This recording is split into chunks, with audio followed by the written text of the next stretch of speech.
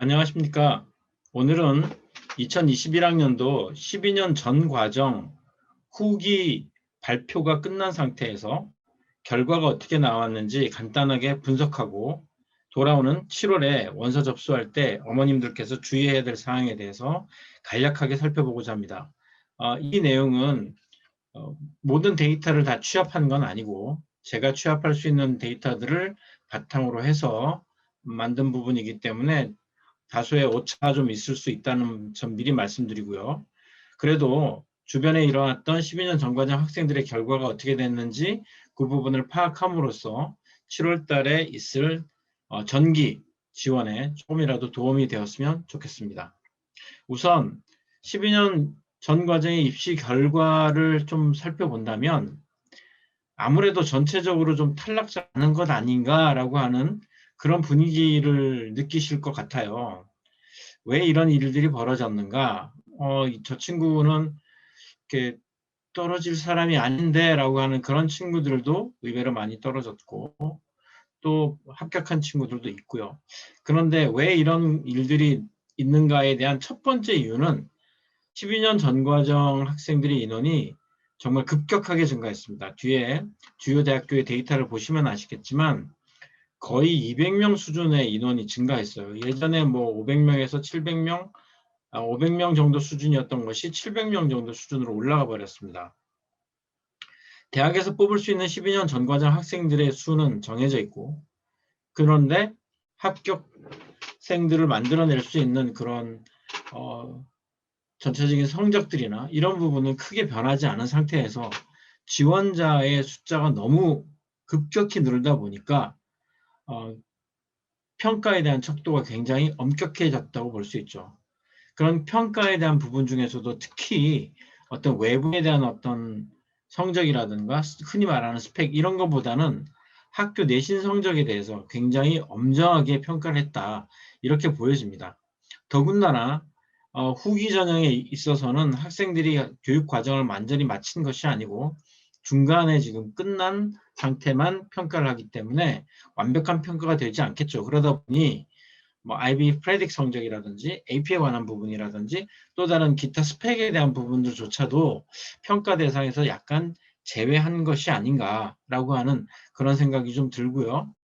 그러다 보니 학교 내신 성적에 대해서 굉장히 엄정하게 평가를 내렸다라고 볼 수 있을 것 같습니다. 그 말은 학교 내신이라는 뜻 속에는 포함되어 있는 것은 학교에 대한 평가도 어느 정도는 작용하지 않았나 하는 그런 생각이 좀 들고요. 또 다른 중요한 특징 중에 하나가 이 전공 적합성과 그 다음에 도전성이 보여집니다. 물론 이 부분은 서울대에 좀 한정된 부분이라고 생각은 듭니다만 경쟁이 굉장히 치열했던 학과라든지 학생들이 우열을 가리기 힘들 정도로 우수한 인재들이 모였던 그런 곳에서는 누가 더 좀 더 전공과 적합한지 또는 누가 더 도전적으로 과목들을 선택하고 공부를 해서 결과를 얻어냈는가 하는 이런 부분에 대해서 굉장히 깊게 판단한 것 같습니다. 그래서 어떤 경우는 학생들이 성적은 좋은데도 불구하고 이런 부분에서 약간 차이가 있어서 결과가 좋지 않은 것 아닌가 하는 그런 생각을 하게 됩니다.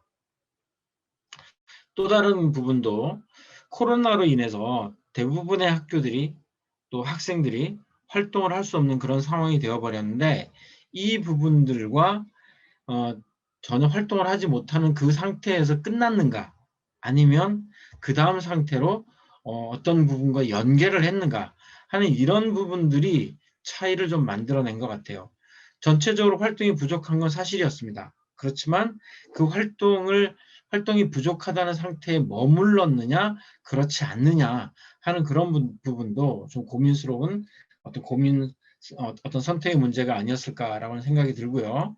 마지막 하나는 온라인으로 서류를 업로드하는 부분에 있어서 어떤 실수가 있던 부분도 좀 안타깝게 생각되어서 결과를 만드는데 영향을 미쳤다라고 생각이 됩니다. 대학별로 한번 따져보겠습니다. 우선 서울대의 경우는 상대적으로 매우 높은 내신 성적을 요구했습니다. 물론 뭐 서울대가 항상 높은 성적을 요구한다는 사실은 알고 있었지만 예전의 경우 약간 낮은 성적의 학생들이라 하더라도 뭐 서울대를 지원하고 또 합격하기도 하고 하는 그런 경우가 좀 있었는데 올해 학생들이 정말 많이 몰리다 보니까 웬만큼 그냥 좋은 성적이 아니고서는 서울대를 저 친구가 합격했네 이런 케이스는 없는 것 같아요. 정상적으로 굉장히 높은 성적을 하였고 그리고 학교 활동도 굉장히 좋고 이런 친구들이 결과를 만들어냈다고 보여지고 참 안타까운 것 중에 하나는 이공대나 또는 의대나 수의대 이런 특정 학과에서 뜻하지 않은 탈락자들이 좀 생겼습니다.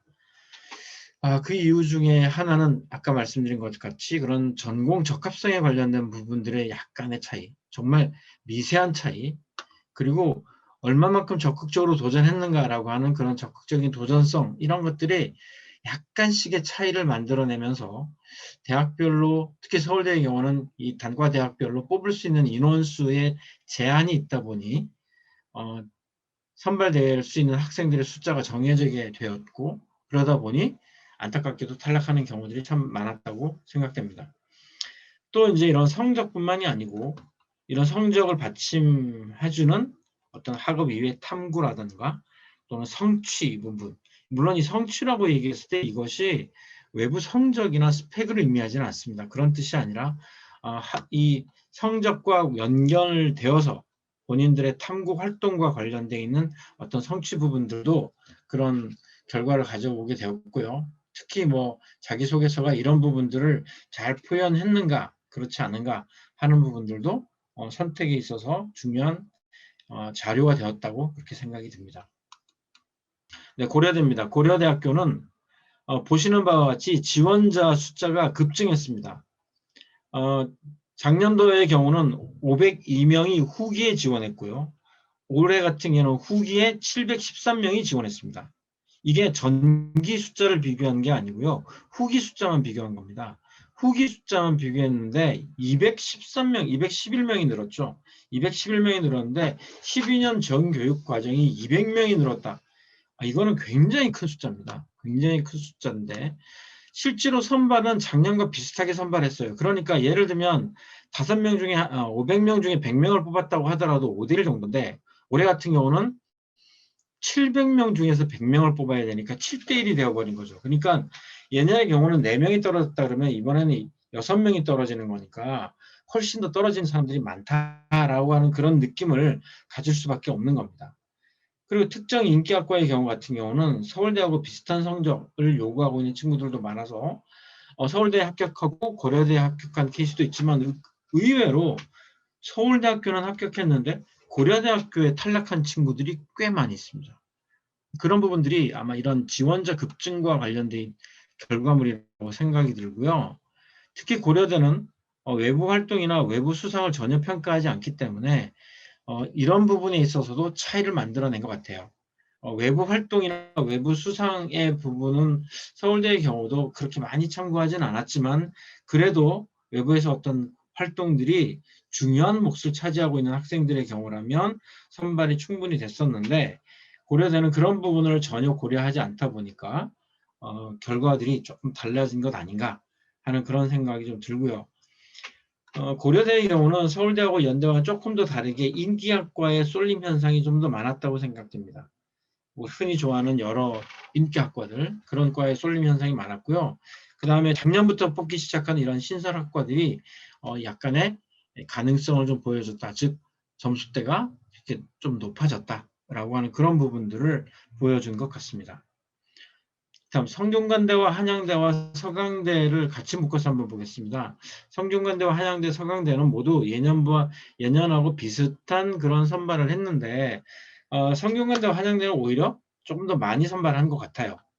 예년에 성균관대 같은 경우는 좀 많이 뽑지 않았다는 그런 얘기가 훨씬 더 많았는데 올해 같은 경우는 좀 더 많이 뽑은 것 같은데요. 숫자를 좀 보시면 성균관대는 비교 자료가 있어서 이것도 역시 후기입니다. 409명 후기 지원했었는데 올해 547명이 됐습니다. 여기도 거의 140명 정도 숫자가 늘었죠. 네, 140명 정도의 숫자가 늘었습니다. 고려대학교하고 비교해보면 고려대는 지금 200명이 넘었는데 성균관대학교 같은 경우는 거의 한 150명 정도 수준이 조금만 높아진 거죠. 네, 이런 부분들이 차이가 좀 뭐가 있겠네. 사실 고려대 같은 경우는 자기소개서를 쓰지 않았기 때문에 오히려 조금 더 편하게 접근한 부분이 없지 않아 있습니다. 그리고 성균관대와 한양대가 서류평가를 같이 하게 됨으로써 약간 분산된 그런 의미도 없지 않아 있겠지만 성균관대와 한양대 둘 다 쓰지 않고요. 그냥 하나만 쓴 그런 학생들도 있어서 숫자의 차이는 이 정도라고 생각이 들지만 아마 3월 전형에서도 이번 여름에 지원하는 경우에 있어서도 다수 선발되지 않겠나라고 하는 조심스러운 기대를 해보게 됩니다. 연세대의 경우는 지원자 숫자를 보시면 이 부분 앞에 있는 게 글로벌 인재학부를 제외한 숫자입니다. 우리가 보통 나오는 그 데이터는 글로벌 인재학부를 포함해서 뭐 800명 이런 식으로 나오게 되는데 지금 여기 보시면 이 500명이 신촌 그리고 하스까지 포함해서 글로벌 인재학부를 제외한 지원자 수고요. 올해 673명, 여기도 거의 171명 정도 늘었죠. 근데 170명 정도 늘었는데 뒤쪽에 보시면 이 뒤쪽의 숫자는 글로벌 인재학부 숫자예요. 글로벌 인재학부 숫자가 지금 30명 정도 더 늘었죠. 그죠? 30명 정도 더 늘었는데 실제로 신촌 캠의 경우는 예년과 비슷하게 선발했습니다. 뭐 예년과 비슷하다는 얘기는 연대 같은 경우가 조금 좀 더 많이 뽑았구나 뭐 이런 느낌이 들 정도의 이런 선발을 좀 해줬는데 그에 반해서 글로벌 인재학부는 웬만큼 성적이 좀 괜찮지 않다라고 하면 다 떨어졌습니다. 많이 떨어졌습니다.